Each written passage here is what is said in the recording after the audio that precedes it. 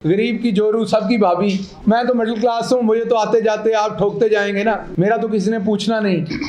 लेकिन अब आपने, वो कहा जाता है रेड लाइन, अब आपने वो रेड लाइन क्रॉस की है। मैं देखना चाहता हूँ, अगर तो रेड लाइंस वही हैं जो इस्माइल गिल के पोते के लिए हैं, तो फिर तो ये बहुत बड़ी रेड लाइन क्रॉस हो रही है। मैनू तो तुसी मार मार इत्ते कचूमर कर देना सी जो जी गल मैं कीती हुंदी थी, बखिए देड़ देने सन हुण तक। सो ये रेड लाइन फिर क्रॉस हुई है बहुत बड़ी। मेरे से किसी किस्म का रब्ता नहीं किया। जब वीलॉग अपलोड कर दिया तो उसके आसपास मुझे एक मैसेज भेज दिया, अस्सलाम वालेकुम जी, आपसे बात करना चाहता हूँ। ये सहाफ़ती असूलों पर कहीं पूरा नहीं होता।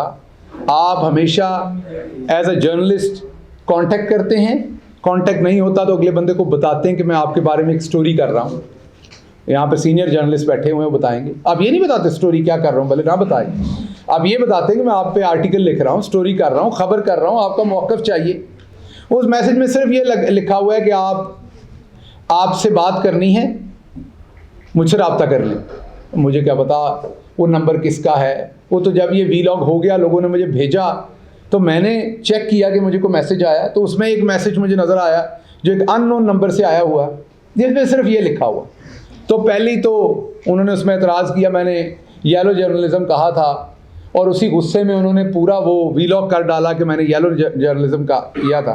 तो उस येलो जर्नलिज़म का उन्होंने स्टार्ट ही यहाँ से किया। पहले तो उन्होंने ये भी कहा कि मैं ट्रोलिंग के लिए मुझे टास्क किया हुआ था। अगर मुझे ट्रोलिंग के लिए टास्क किया हुआ था तो मैं बड़े अदब से पूछता हूँ, आप भी पूरे शहर की हमारी बहन बैठी पूरी माजरत के साथ, आप भी खामखा ख़वातीन की प्रेगनेंसी पे प्रोग्राम करते रहे हैं। मुझे नहीं समझ आपको क्या आपके इदारे ने इस काम के लिए रखा हुआ था। फिर उन्होंने कहा कि शहबाज गिल के पास एक सेटेलाइट फ़ोन था, ये कह रहे हैं, मैं नहीं कह रहा, जिससे वो फैज़ साहब से और गफूर साहब से, आसिफ गफूर साहब से फ़ोन पे बात करते थे, सेटेलाइट फ़ोन पे।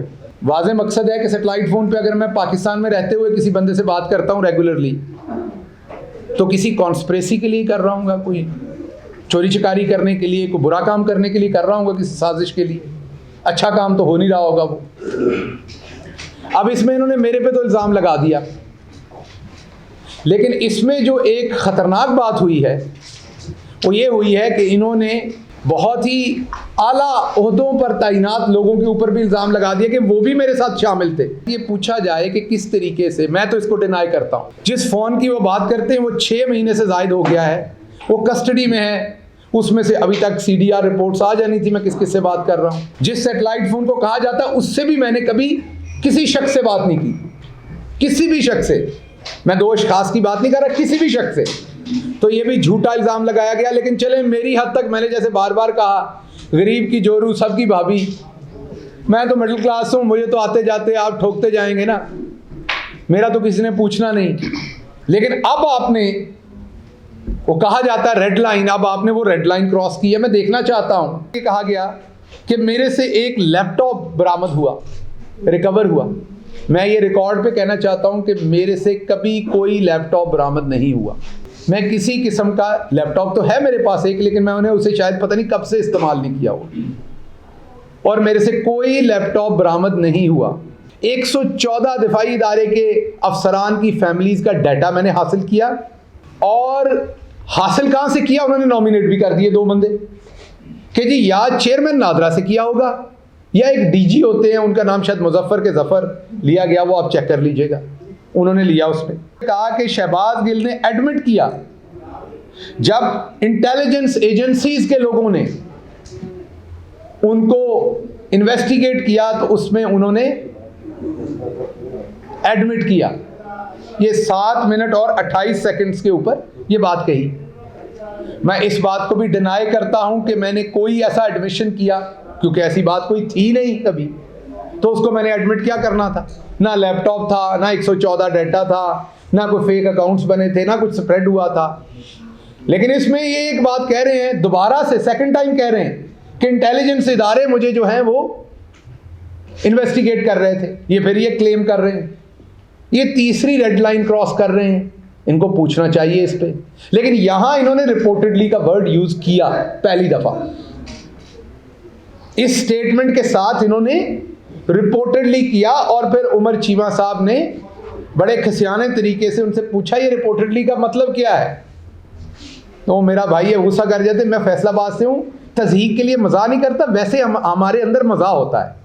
यकीन कीजिए, आपको लगता है तज़हीक के लिए कर रहा हूँ, हमारे अंदर मज़ा होता है। तो मेरा जो दूसरा भाई था, उनके मुंह के अंदर इतनी गुंजाइश नहीं है कि वो मुबैना तौर पर कहें, फंस सकता है ये लफ्ज़ उनके मुंह में। ये तज़हीक के लिए नहीं कह रहा, फैसलाबादी हूँ, मजबूर हूँ। तो उन्होंने बड़ा पूरी अपने फेफड़े फैला के पूरे जोर से वो मुबैना तौर पर बाहर निकाला अपने आप को बचाने के लिए, लेकिन वो बहुत सारी रेड लाइंस उससे पहले अबूर कर चुके थे। यहां पर उन्होंने एक डका लगाया अपने आप। उसके बाद 8 मिनट में उन्होंने कहा कि जनरल बाजवा टोल्ड, कहा जा रहा है कि जनरल बाजवा टोल्ड आरिफ अलवी साहब के शहबाज गिल साहब ने इनसाइड इंफॉर्मेशन डिस्क्लोज की, फर बोले हैं, ये उन्होंने क्लेम किया। फिर कोई एलिजिडली मुबैना तौर पर कुछ नहीं।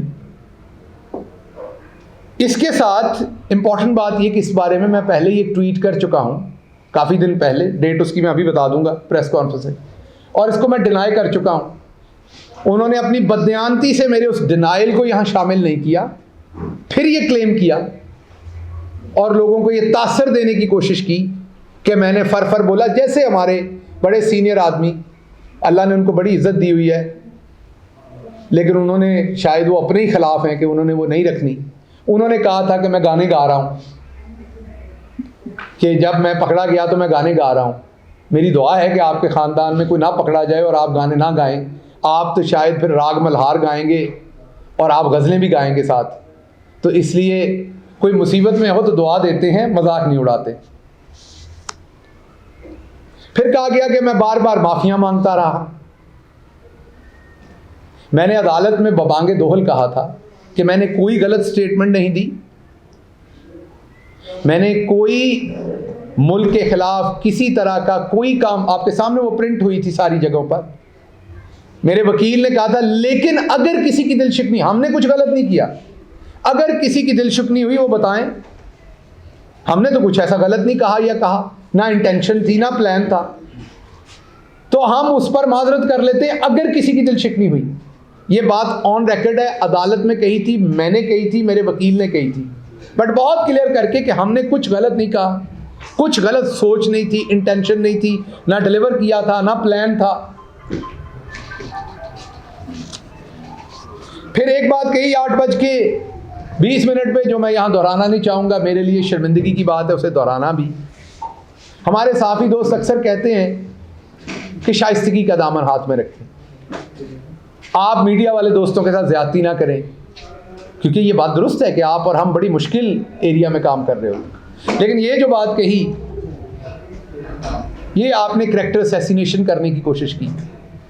एक खवातीन से रिलेटेड बात उसमें कही गई कि मैंने पुलिस को कहा मैं बताने को तैयार हूं किन किन खवातीन के साथ ताल्लुक है। ये अब आप बिलो द बेल्ट गए हैं, ये येलो जर्नलिज्म नहीं है। माज़रत के साथ मुझे आपको मेरा वर्ड बुरा लगना है, मैं उसके लिए पेशगी माफ़ी मांगता हूं। ये गटर जर्नलिज्म है। अगर तो आपके पास, आप मुझे तो कर ही रहे हैं, लेकिन जिस शख्स के साथ मिला के आप ये बात कर रहे हैं,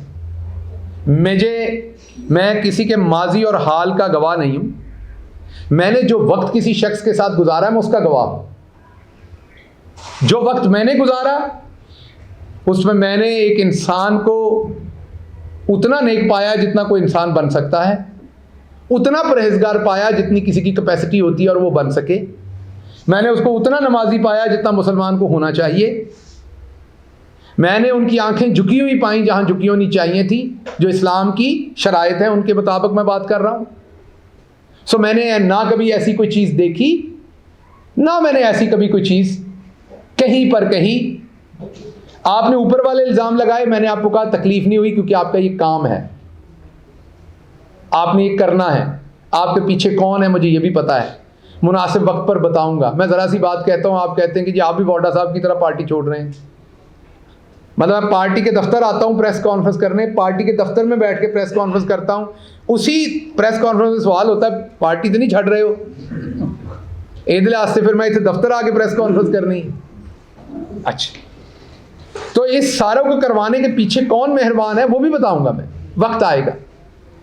कभी दिन आसूदा आएंगे ना, जब आएंगे तो वो भी उन मोहतरम का भी बताएंगे।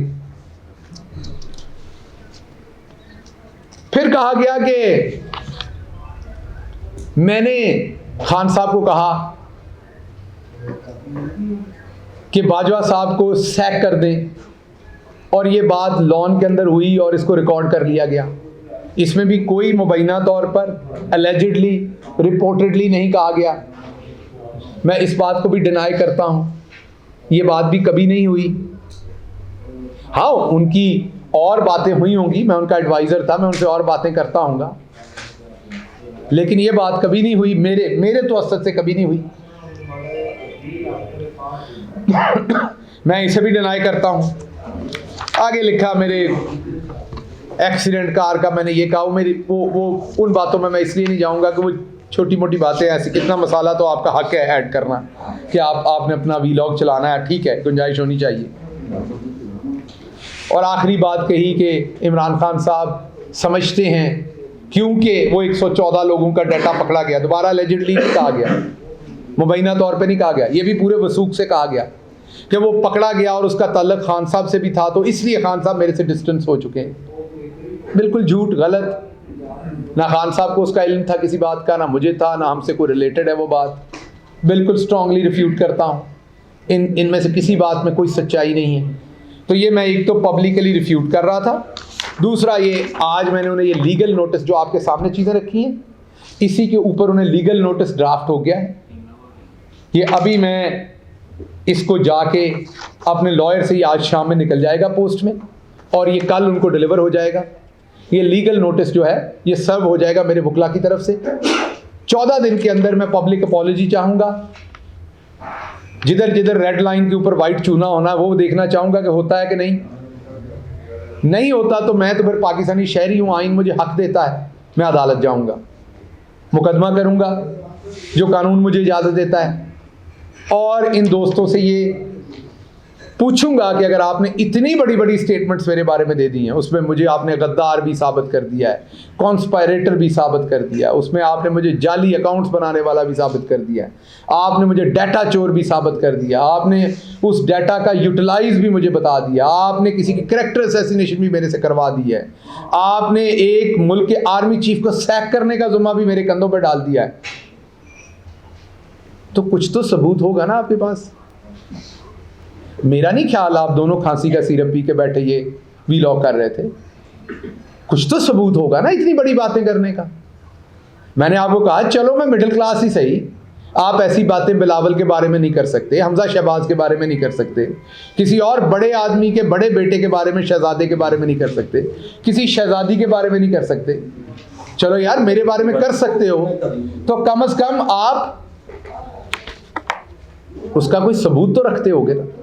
तो एक तो मुझे ये सबूत चाहिए, या आपकी अपॉलॉजी चाहिए, या पब्लिक में ले आए। अच्छा, इन्होंने ये भी कहा कि रिकॉर्डिंग भी हो रही थी, तो हो रही होगी, मेरी तो आंखों पे पट्टी थी, मेरे हाथों को हथकड़ियाँ लगी हुई थी, आंखों पे पट्टी थी, मुझे नहीं पता रिकॉर्डिंग हो रही थी कि नहीं। हो रही होगी तो मैं इजाज़त देता हूँ, ले आए सामने। इसलिए मैं बड़ी सादा बात करता हूँ कि जो लोग अपने आप को लिबरल कहते हैं ना, एक बात याद रखिएगा, लिबरल शख्स जो होता है ना, वो किसी इंसान के ना साथ होता है ना खिलाफ होता है, वो आइडियाज़ के साथ होता है और आइडियाज़ के खिलाफ होता है। जो ऑप्रेसर होता है उसके खिलाफ होता है लिबरल आदमी। ये मैंने पहली दफ़ा लिबरल देखे हैं जिनकी अपनी चॉइस है, उन्होंने कब ऑप्रेसर के साथ होना है और कब विक्टिम के साथ होना है। सारी ज़िंदगी कहते हैं हम विक्टिम के साथ हैं, और जब अब मैं आपको बुरा लगता हूँगा, मेरे बारे में एक लेबल है जी, बहुत इन्होंने, मैंने पूरे अपने टाइम में एक लफ्ज़ मेरे मुंह से अदा हुआ जो नहीं होना चाहिए था, जिसका वावेला कल परसों मचाया गया, और उस पर मैंने सिर्फ अफसोस का इजहार किया जाके, उस एक लफ्ज़ पे और किसी चीज़ पे नहीं। और मेरे 5 साल के पॉलिटिकल करियर में वो एक लफ्ज़ है वो मेरे से अदा हुआ जिसका मुझे अफसोस है, लेकिन मुझे इन्होंने ब्रांड किया कि बहुत बुरी ज़ुबान इस्तेमाल करते हैं, हालांकि इनके अपने लोग ख़वातीन को गालियां देते, क्या कुछ कर। मेरे से जो एक लफ्ज़ हुआ था मैंने उसे भी वापस ले लिया, उस पर भी अफसोस किया है क्या आपने कभी वापस लिए अपने अल्फाज? मुझे तो आपने ब्रांड किया। तो चले मैं आपको बुरा लगता हूँगा, आपने कहा जी बहुत बुरी बातें करते थे, लेकिन आपने ये तो देखना है कि आप हक पे खड़े हैं या नाहक खड़े हैं। आप विक्टिम को मजीद पंच मार रहे हैं या आप किधर खड़े हैं? मुझसे नफरत कीजिए, आपका हक है अगर आपने करनी है, but stand with your ideas. At least जो खाल पहनी हुई है उसके साथ तो ऑनेस्ट रहे ना। सो मुझे अफसोस हुआ, मैं आपके बारे में रीथिंक कर रहा था, यकीन कीजिए। मैं अल्लाह को हाजिर नाज़िर जान के कह रहा हूं, मैं अपने, क्योंकि हम सब इस एक्सपीरियंस से सीखते हैं, मैंने भी सीखा, हम मुसीबतों में और ज़्यादा सीखते हैं। मैं आपके बारे में रीथिंक कर रहा था, मैं सोच रहा था कभी हम दोबारा मिलेंगे। आपसे पहले भी फवाद चौधरी साहब के घर पे कई दफ़ा मुलाकात हुई।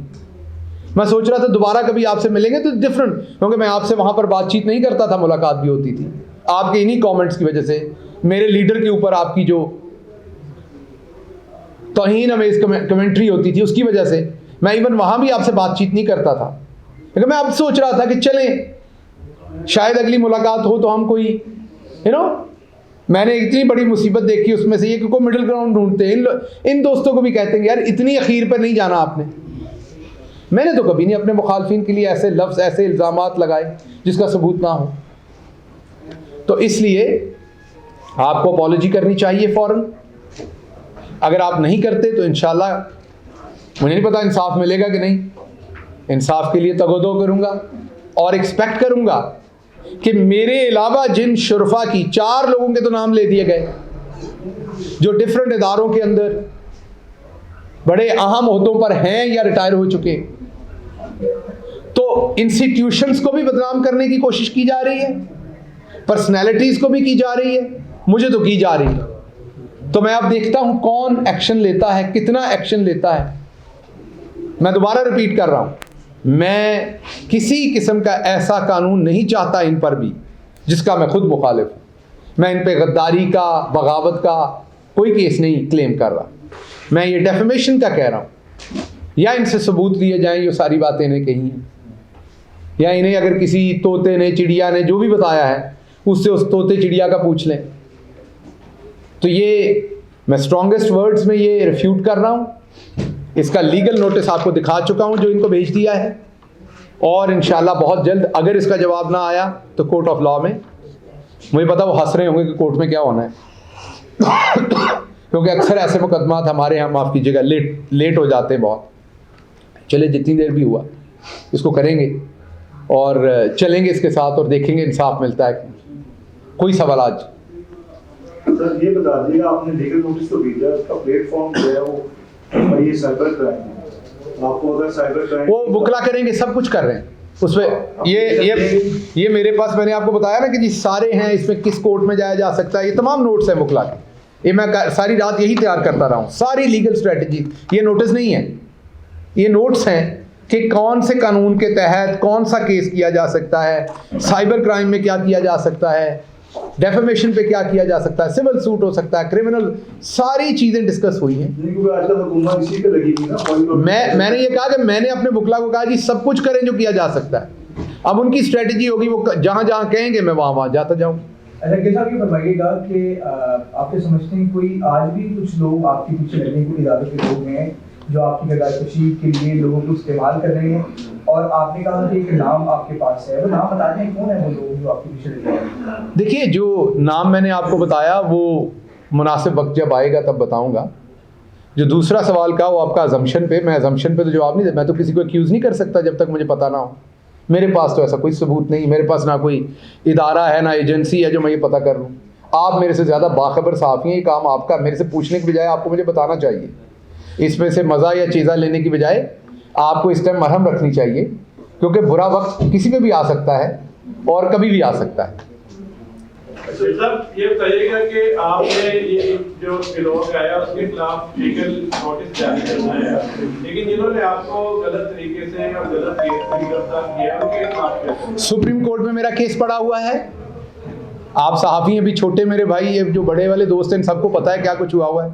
पहले ना लोग पूछ लेना, अगली बारी सवाल ठोकर तो पहले। सुप्रीम कोर्ट में मेरा केस पड़ा हुआ है, हाई कोर्ट में मेरा केस पड़ा हुआ है, लोअर सेशन कोर्ट में मेरा केस पड़ा हुआ है, पुलिस के पास एक दरखास्त पड़ी हुई ਹੁਣ ਤੁਸੀਂ ਮੈਨੂੰ ਆਪਣਾ ਐਡਰੈਸ ਦੇਣਾ ਮੈਂ ਤੁਹਾਡੇ ਕੋਲ ਵੀ ਇੱਕ ਦੇ ਆਣੀ उस पर कोई पेशरफ नजर आ रही है? ਉਹ ਤੁਸੀਂ ਦੱਸਣੀ ਹੈ ਮੈਨੂੰ ਭਾਈजान ਮੈਂ ਤੇ ਅਸਾइल ਬਣ ਕੇ ਖੜਾ ਹਰ ਜਗ੍ਹਾ ਦੇ ਉੱਤੇ अच्छा मोहतरमा मरीम साहिबा ने दोबारा इदारों पे जो है वो नामकशी शुरू कर दी है नाम के साथ साथ, ये क्या देख रहे हैं अचानक से फिर ये वो बात जो है वो?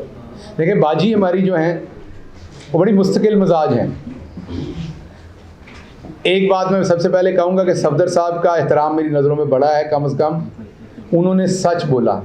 इसकी शायद वजह ये कि वो शरीफ ख़ानदान से नहीं है, बाहर से है, इसलिए उन्होंने सच बोला और नज़र आया कि वो ख़ानदान के बाहर से हैं। सर आईना दिखाया है। बाजी ने उनको ना सिर्फ स्नब किया है बल्कि उनके इस अगर ये कहीं शहबाज गिल की स्टेटमेंट पे मेरी पार्टी ने कह दिया होता ना वो तूफान आ जाना था, तूफान आ जाना था, फट जाना था टीवी, सारी शय फट जानी थी।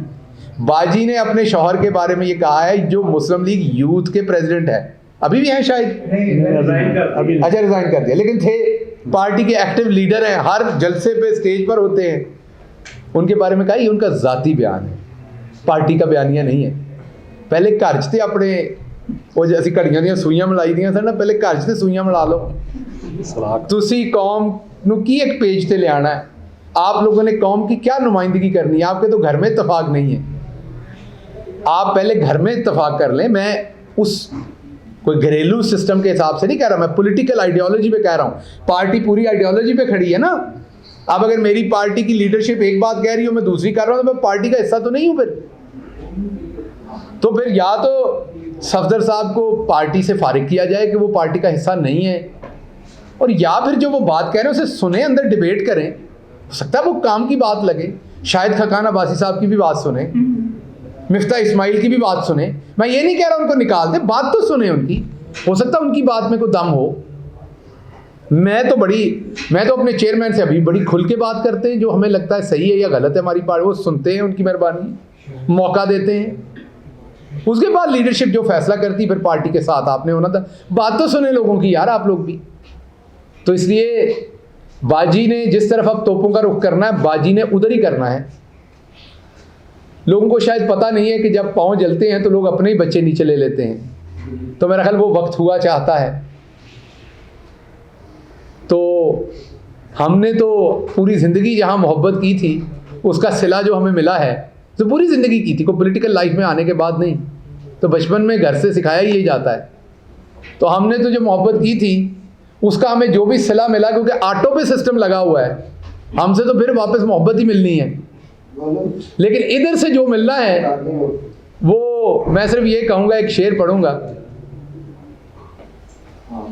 ना पूछ के क्या हाल है मेरा तेरे पीछे, ना पूछ के क्या हाल है मेरा तेरे पीछे, तू देख के क्या रंग है तेरा मेरे आगे।